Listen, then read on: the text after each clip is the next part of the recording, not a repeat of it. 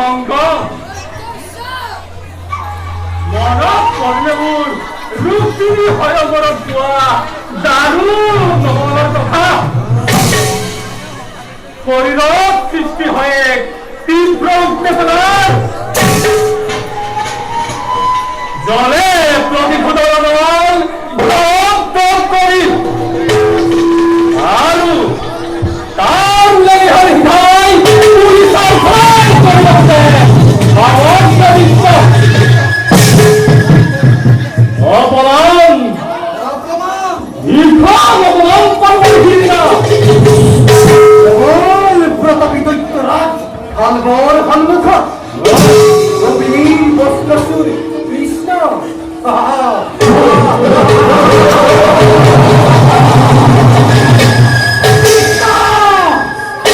প্রজ্বলিত অগ্নির সন্মুখত সীমিত প্রায় বঞ্চিত হচ্ছে দৈত্যরাজ তরে যদি আমি কামলি মুহূর্ততে পরাজিত করি হস্ত কৃষ্ণ করিব পার নয়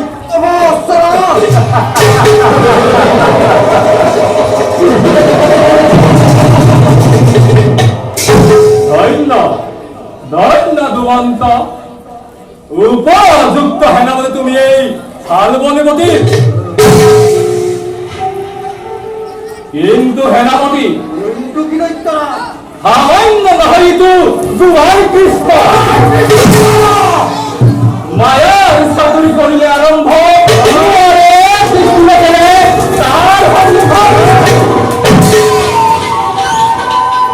সুদৰ্শন চক্ৰ সুদৰ্শন চক্ৰ নামেৰে এক মাৰাত্মক বস্তু আছে তাৰ ওচৰত প্রহার করলে চক্র প্রতি যুদ্ধায় দেখা যাবে দূর অন্ধকার আমি অতি সতর্কতারে আগবাঢ়িব লাগিব থাকিলে সুদর্শন চক্র কৃষ্ণর হাত এই দুমন্তৰ অস্ত্ৰৰ প্ৰহাৰত চূৰ্ণ বিচূৰ্ণ হব কৃষ্ণৰ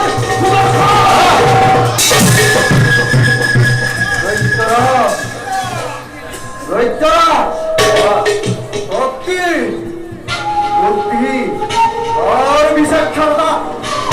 আপনার সমতুল্য নাই কোনজন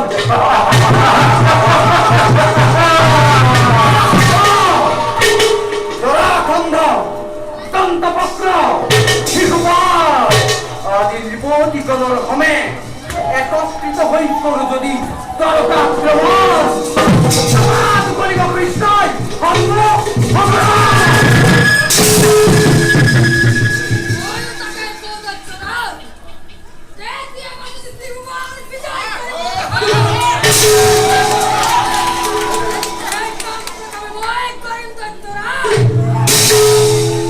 এই কথা অস্বীকাৰ নগৰ হেনাপতি জৰাখণ্ডৰ ভয়ত তস্তমান হৈ আশ্ৰয় লৈছিল কৃষ্ণই মধুৰাবাসীৰ হয়ে তথাপিও চাতুৰীৰ সীমানাই সেই তলীয়া কৃষ্ণ কাল জবলৰ দৰে পৰাক্ৰমী যুদ্ধ কৰি চলনৰ সহায়েৰে কৃষ্ণ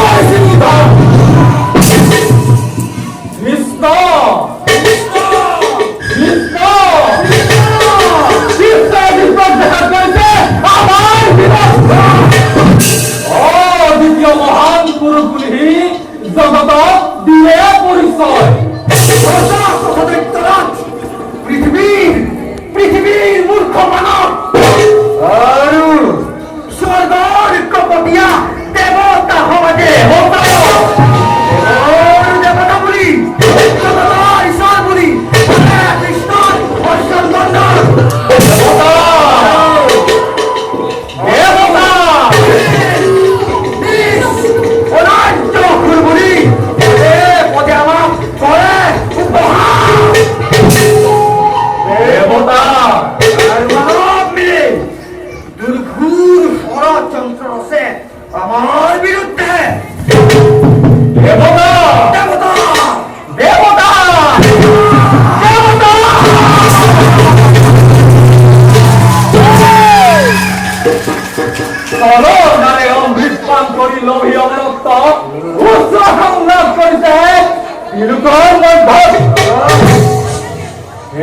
হেতু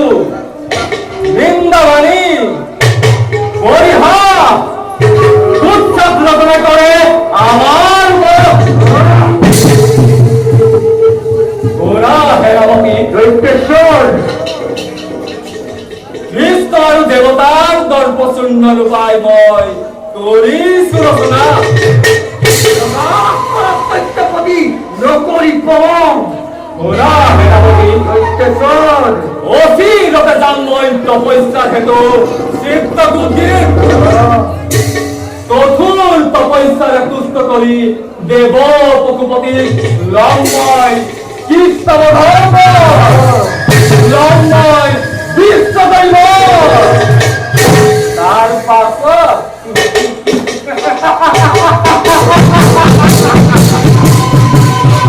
তার পাশ প্রথমেই একজন স্বর্গপুর গর্বিকে বোঝাচ্ছি না তারপর